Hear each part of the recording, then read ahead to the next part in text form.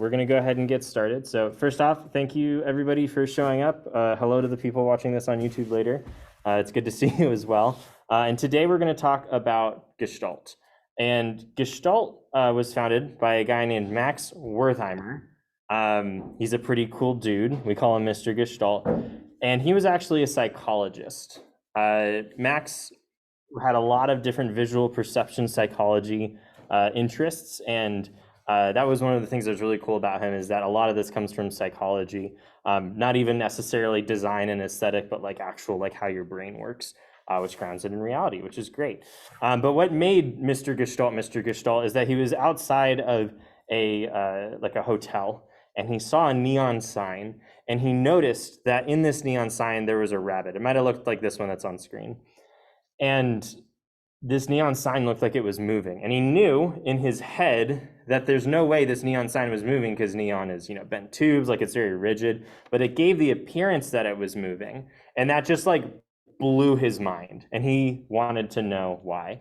And so he did a lot of research. He had two other buddies that he did his research with as a psychologist, and they came up with 4 different axioms which lead to 9 different principles of Gestalt. And so when we say Gestalt, this is a principle. It's actually a lifestyle as well. You can be like a Gestalt influencer. You can have like Gestalt mentality towards your objects. But the idea is that it's many from one.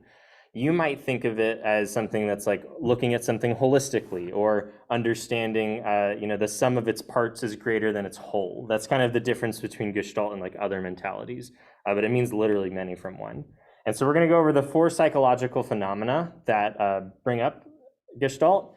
And then we're going to go into the 9 kind of applications to UX work and visual design that stem from that. So let's go ahead and get started. So for the first one, we have this concept of emergence. And emergence says that the whole is defined before the parts.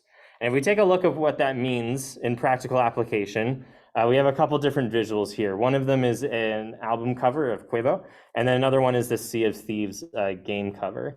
And you'll notice in both of them, they kind of have this thing going on. So in Sea of Thieves, we can see there's this skull that is made up of this ship and this rock, and kind of like this other rock and ship in the middle. And then the people kind of form these teeth.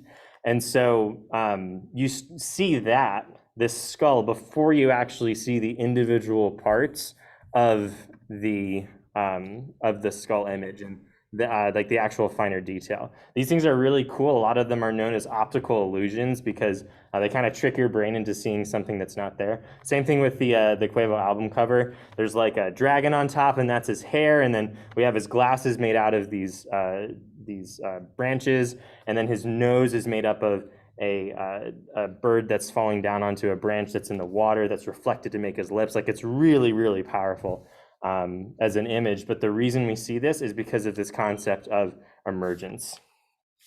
All right, reification is another psychological principle.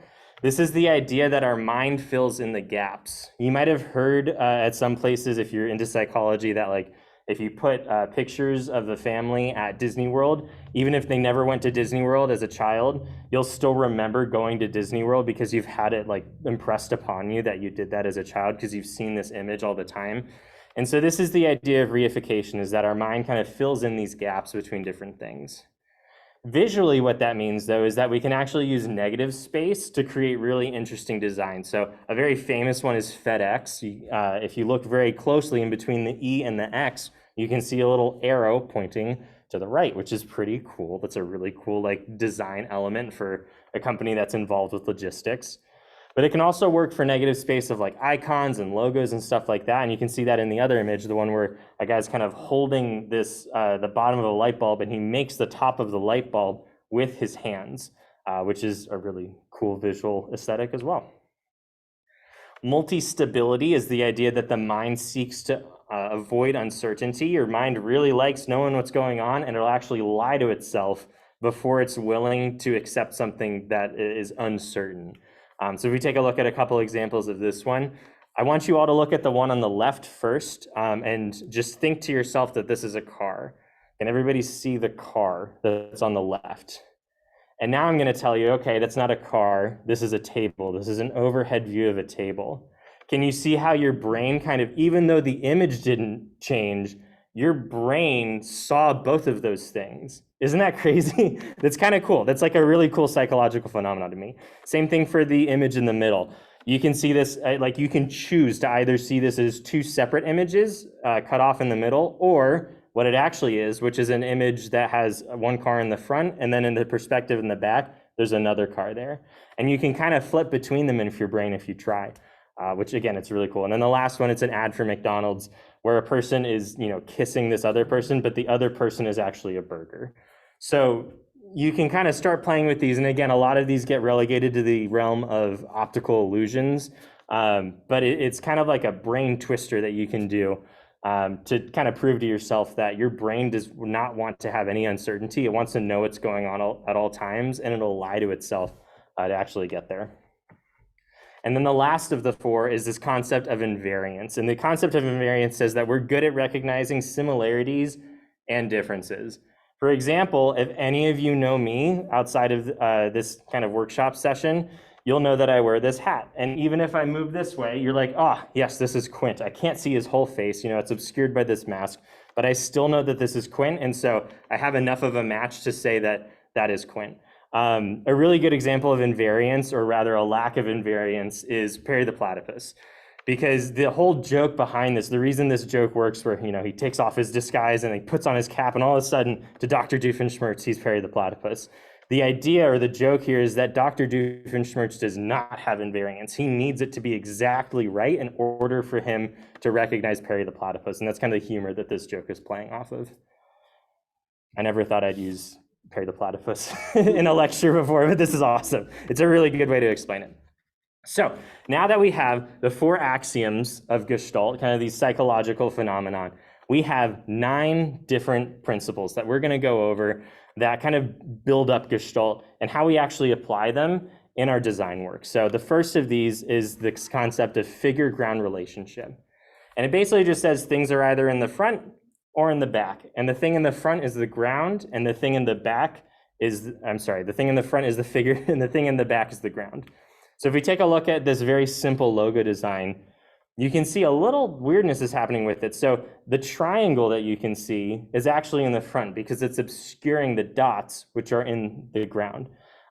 Usually though, we like to highlight the figure. And so that's why it's a little weird that the circles are kind of highlighted and they're the ones that are colorful. But again, it's kind of like that optical illusion thing where you can play with this to get different effects. And the way that we use this in design a lot is by putting things on top of other things. And you can do this through dimming the background like we do in iOS. You can do it by blurring things, like if you ever summon Siri or pull down for the control center, like the background gets blurred.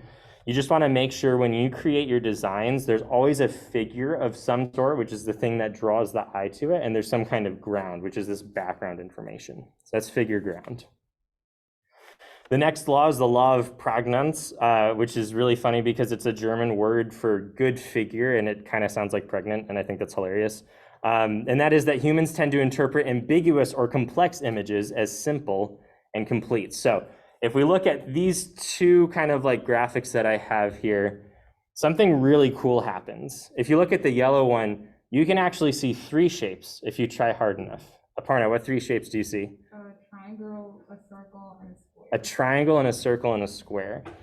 And that's crazy because there's nothing in there. You have what? A total of 3 angles and a little arc to tell you all of that information. If you look at the one on the right, the blue one, this is a famous example of Prägnanz, the Olympic rings. You can see 5 distinct circles. What you don't see is this weird white shape that I made, this kind of like combination of different ones. And the idea behind this is that, there's no way you're going to interpret these circles as these this weird shape here, and then this is the rest of it maybe, because your eye likes to simplify things as much as it possibly can. Kind of like the one with the 3 shapes on the left. It simplifies those and it sees it for its basic shapes as much as it possibly can. Would you like to join us? We're talking about Gestalt. Yeah. I'll join for a little bit. I actually have to run. Okay, that's totally fine. So that's that law. And the way that we apply this to UI design and graphic design is really cool. So if you make a shape that's like combined of other shapes, you can start to see, like over here, you see a circle and then a rounded corner. And you also start to see bigger shapes that are made out of different UI elements, which is really nice. All right, our next law is continuation, and that is that elements arranged on a line or a curve are perceived to be more related than elements that are not on a line or a curve. And we have a couple different examples of this one as well. You can start to see through here this curve that's, even though it's broken up, you can still see that these elements are related to each other because they have this line going through them. This one's a little tricky, the one in the middle, because you have two lines, but you can still very clearly see which line is which, even though there's no real indication given to you about that. And then also on the right here, we have all these elements arranged in a line. They appear to be related to each other. And the way we use this in our designs is pretty simple. If you line stuff up, you might have heard of it as aligning before. There's like a whole tool in Illustrator for it, this align tool. They start to look more related to each other. You can see this in the top right where we have a couple people. These all look related to each other because they're in a line. All of these tools over here all look related to each other because they're in a line. We have another line here of the file, edit, view, insert, all the commands up at the top. So there's lots of different lines going on, which is great. And that helps us understand which things are related and which things are not related. For example, help and this little edit button would not be related because they aren't in line with each other. Okay. Our next principle is closure. Closure is that when you're looking at a complex arrangement of individual elements, humans tend to see, or to first look for a single recognizable pattern. That's what they see. And so we have a couple different examples for this one too. If we look at this line here, even though these are all very different shapes, your eye just immediately sees a continued line. And the reason for that is because they have this indication of where they're going. And so you're able to kind of associate those things and not see it for the individual elements, but all of the elements put together. On the right here, we have a rounded rectangle that's obscured by another rectangle. And what's really cool about this, and we use this a ton in UI design, is that you kind of see this half rectangle, even though it's obscured, you still see the rest of it. You understand even if it's going beyond its borders. This is an example I got from Dribble, and on this left page here, you can see this a ton. So we have filters up here, so all, and then Xbox, and then switch, and then you have another filter here. That's not confusing because you know, oh, if I swipe over, I'm gonna get more of these. Same thing over here, we have another controller to the right. We have some that are cut off at this scroll point here. You just understand that if you go down, you're gonna get more content that's similar. It's almost like a preview. All right, we're coming to the last one. So common fate is that we tend to perceive elements that are moving in the same direction as being more related than elements that are stationary or that move in different directions. So a really good example of this is on Tinder. When you swipe someone to the right or swipe someone to the left, you're not confused about where they're going or what they're doing. You understand that because they're going in the same place, they're going in the same direction, they're gonna have this common fate. Another good example from UI design is the way that notification works in iOS. So if you swipe to the left, you delete that notification or you dismiss that notification. And you understand that even if you told the phone, hey, I want you to dismiss the notification, and it did it all by itself without you actually swiping it yourself, you would understand that it was dismissed because you had that mental model from before. All right, the next ones are about grouping, and these are the last three principles. So the principle of proximity, things that are close to one another are perceived as being more related than things that are spaced apart. And this is fairly intuitive. If we take a look at these items, you can see the ones that are close together look like they're related. The ones that are farther apart, now that I've put some distance in between them, they look like they're less related, and we start to kind of group these things. We also do this in real life. Like if we're making piles of things, we'll put similarly related things into groups. We'll put them into piles of themselves, and then, you know, kind of organize them from there. You can see this in lots of different places. I chose the settings app for mine, but you can see all of the connectivity options are up at the top, and they're in a group and they're close to each other to let you know that they're kind of the same thing. They're in a group. And you go down a little bit and there's a bigger gap to let you know, okay, new section. And then we have another section for notifications and sounds and stuff like that. The second to last one is similarity. Elements that share uniform visual characteristics are perceived as being more related than elements with disparate visual characteristics. So, simply put, things that look the same. Oh, hello, are we moving? Is Figma mad at me? Yes. Things that look the same appear to be grouped. And we can do this a couple different ways. I have a few on the screen here. We can do this through colors. So we have a bunch of circles that look the same, but they have a different color on them. Some of them are white, some of them are blue. And so the ones that are blue, you would assume to have similar characteristics or be indicating similar things. You can also do it through shapes. So some of them are squares and some of them are circles in the middle example. And those ones, again, it would be very similar where some of them are related if they're squares and some of them are different if they're the circles. And you can actually mix and match these. So if you can have different characteristics being applied by different things. So for example, if this is a calendar event, maybe squares are events that someone is invited to and circles are ones that they aren't invited to. And maybe blue ones are ones that are confirmed and white ones are ones that are unconfirmed. So you can start to relate lots of information with a little bit of visual information, which is why we oftentimes explain things visually, just because it's quicker. A really good example from this, I actually got this from a place called UX Misfit. They are on the resources of the session. If you look at those, they are absolutely fantastic. They actually walk through these and give different examples if you want to see how this is used in practical application. But if you look on the left, you can see that all the buttons kind of look the same. That edit and remove buttons are all similar to each other. And so that might indicate to someone that they're performing similar things. Whereas on the right side, you can see all of the remove buttons are black instead of filled in. And so that kind of indicates, okay, this is a different thing. And within those different items, all the remove buttons do the same thing. And then our last one is if those two grouping measures, the proximity and then also similarity ones don't work, we can do common region. And that's basically the override for all of these. So creating a clearly defined boundary can overpower other Gestalt laws, such as the law of proximity. And that's super easy to do. We just draw a box around it, right? You can see how easily, even with proximity, and proximity is a really hard one to break, even with proximity, this overrides that effect, which is really cool. If you have a group of things you need to read as a group of things, you can just put a block around it. Again, I'm going to go back to the settings application because I wanted to show you how a couple of these can be used at the same time. If you look closer now, you'll see the background of those different groups also has this grouping effect on it. And that's because Apple's made a common region of this white space behind it. All right, and then last but not least, we have symmetry, and that is that items are perceived as symmetrical, are experienced as belonging together.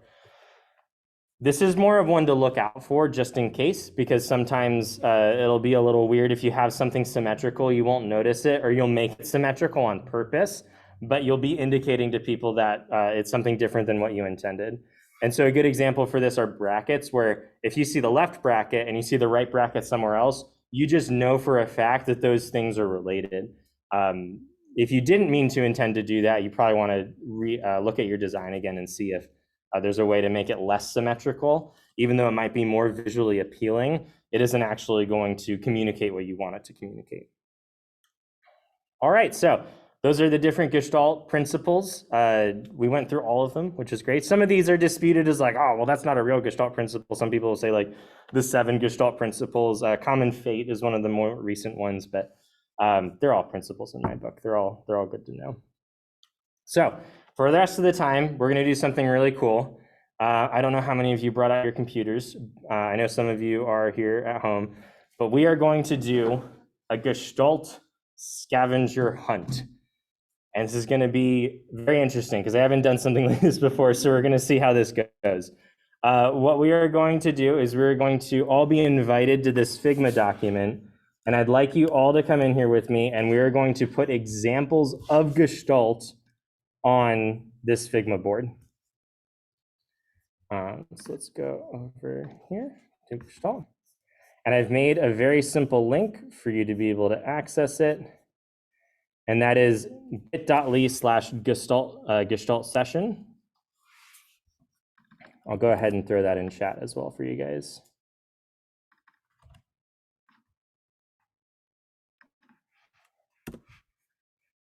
All right. I'm gonna wait until we find a couple people in here. And so one example is I'm presenting in Zoom, so I'm going to take a screenshot of this Zoom window, and I am going to put this onto my continuation one. And what I'd like to do is just kind of fill up this panel. If you go to click on me on the top right, you'll go to where I am, and just look for different things on the internet, in your apps, wherever they might be. Take screenshots and drop them in here where you think they should go. I see Samantha's here. Got a couple anonymous people. And I'd like to see if over the next 10 minutes, we can actually gather at least one for each of these. If you need a recap for what that specific thing was, you can go back and see all the slides that I had from before. So feel free to give a recap for that. But we're just going to go ahead and look for different examples of Gestalt in designs that are around us. And if you have any questions, feel free to unmute, or if you're in person, just ask me. That is totally fine too.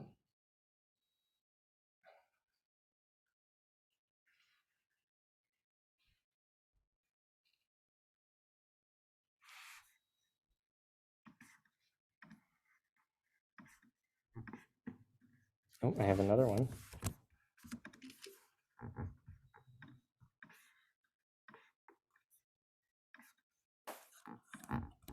This is another one for continuation.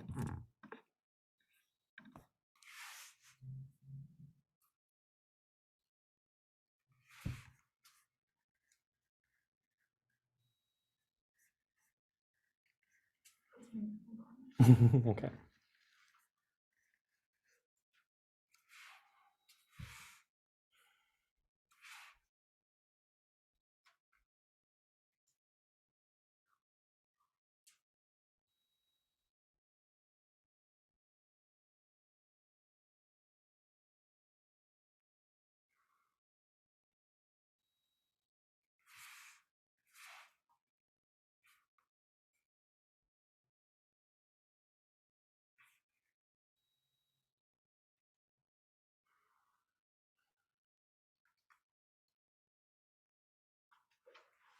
Oh, I can see Janelle has brought in an example.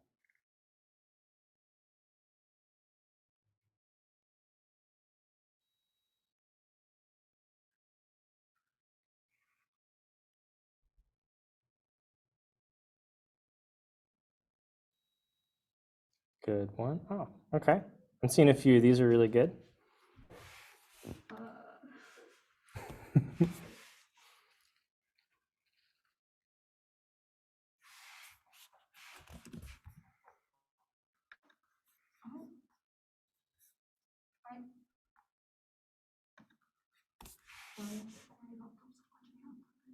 That's good.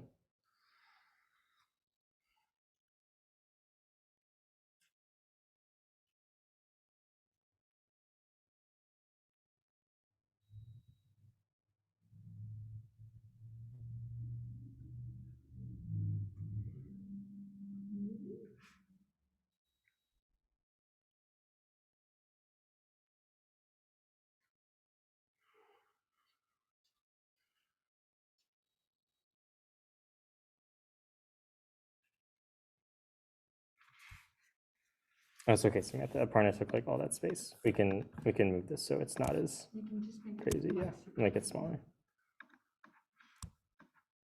There you go. That's a good one, Samantha, for proximity. Because you can see they're very clearly grouped into these groups. Which one did Janelle get? Figure ground. Ah, this is a great example of figure ground.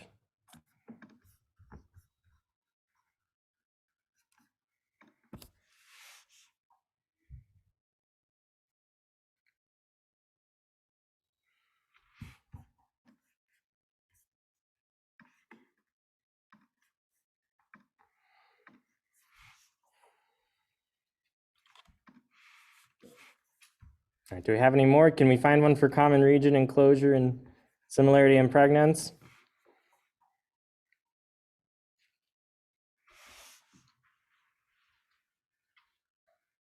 I can think of a couple off the top of my head for some of these.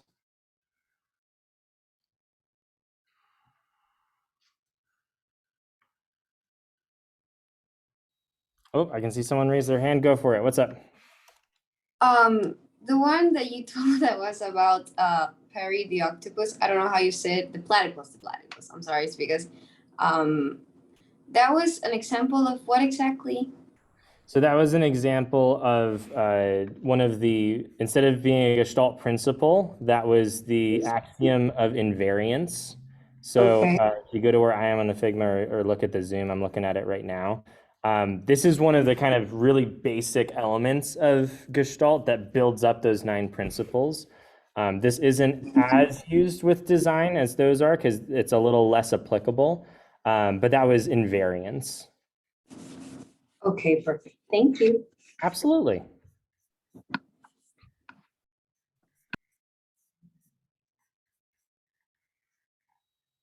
All right. Oh, I got some common regions. Oh, great example for common region. You can see this kind of background behind here that's grouping all of these elements. And you can see that they also have that kind of common line that they all sit on. So that also tells you that they're there, but this is a great example for common region.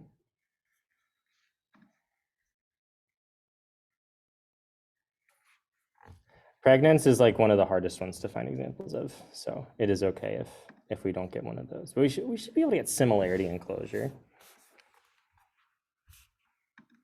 Oh.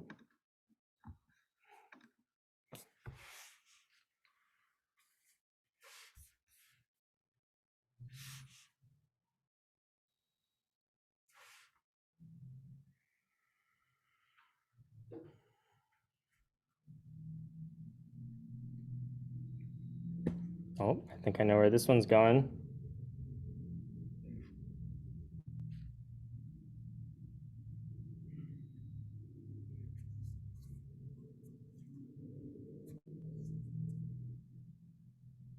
Nice, good example of closure. We don't see them as individual rectangles on the IBM logo. We actually see it as the letters I, B, and M. All right, let's see if I can find one for similarity.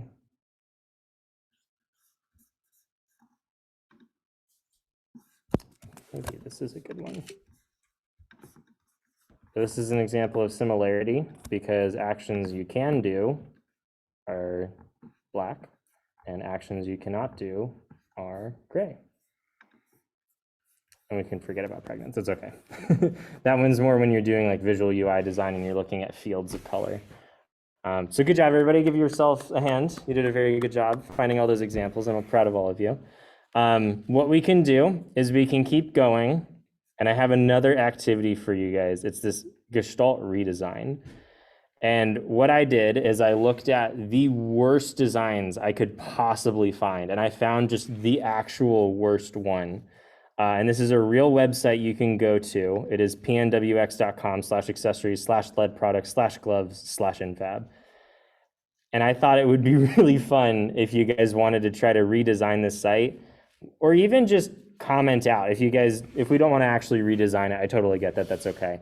But even just like comment out examples of issues you see with this site, either in chat, or if you want to raise your hand and unmute, you can do so, or if you're on ground, just speaking to it. But like, what issues do we see with this website now that we have our Gestalt X-ray vision? Oh, oh my gosh, chat's blowing up. The readability, legibility. Okay, the URL, that's a really good one, actually. The URL is very indecipherable. That's more of an information architecture thing, but you're absolutely right. So the first two that we got were the readability and legibility. Which Gestalt principle is that? You're absolutely right. That's the first one that pops out. I want to know which Gestalt principle it is.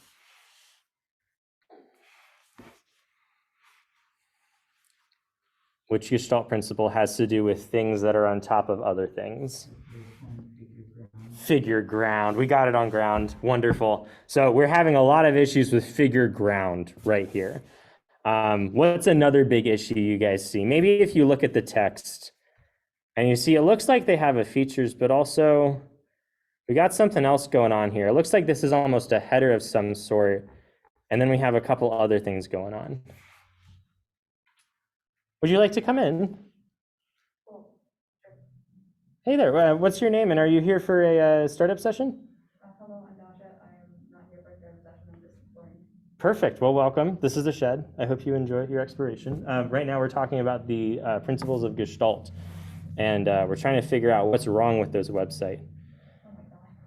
which is Where do you start? exactly the biggest thing that we found is the figure ground between the text and the background is not being effectively used. And then Janelle thinks that we have an issue with hierarchy in the text. What creates hierarchy, Janelle? I want you to go one step deeper and tell me which Gestalt principle, or anybody, which Gestalt principle we think we could use to improve the hierarchy. Do you have any idea, Varna? No. Oh my gosh.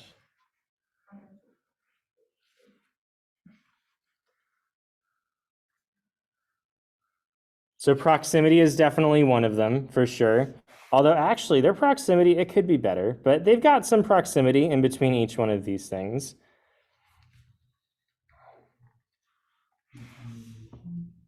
One more time. So continuation, they're all kind of lined up here, so that would be continuation. I'm thinking of one specific thing.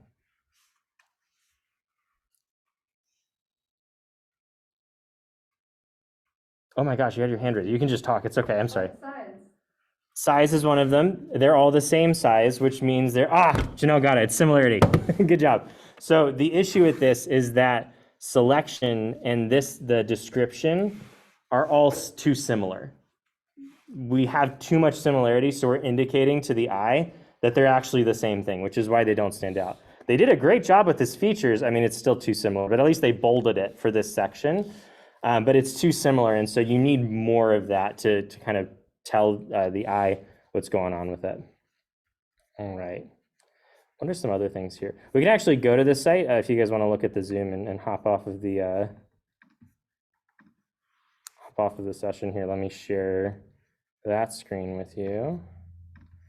If we take a look at it, we can go down, and it doesn't get any better. The satire is beautiful. I absolutely agree. The background is, I mean, a sight to behold. But now that we've kind of looked at these Gestalt principles, do you start to see how we might describe some of the issues we're seeing with this, like from a Gestalt point of view? And as you guys start to design more, and you keep these principles in mind, and you look at designs other people have done, you'll start to see them more. It's kind of like the first time I learned about kerning, where it's like every single thing was incorrectly kerned, and I hated everything. So don't be shy to point those out and ruin the day of other people too, because they deserve it. Yeah, we actually, so this is interesting. We do have some good Gestalt here. So this is similarity between these two. So without even reading the information that was in both of those tables, I knew that they were trying to tell me the same thing. So I guess it goes to show how flexible the Gestalt principles are, because a lot of the other stuff here is just not visually appealing at all. Yeah, there you go. So I think that was all I had for you guys today in terms of lecture content. Does anybody have any questions for me about the session or about Gestalt in general, or how to do visual design? Because both me and Aparna are visual designers, so we also have different things that we can give you critique on as well.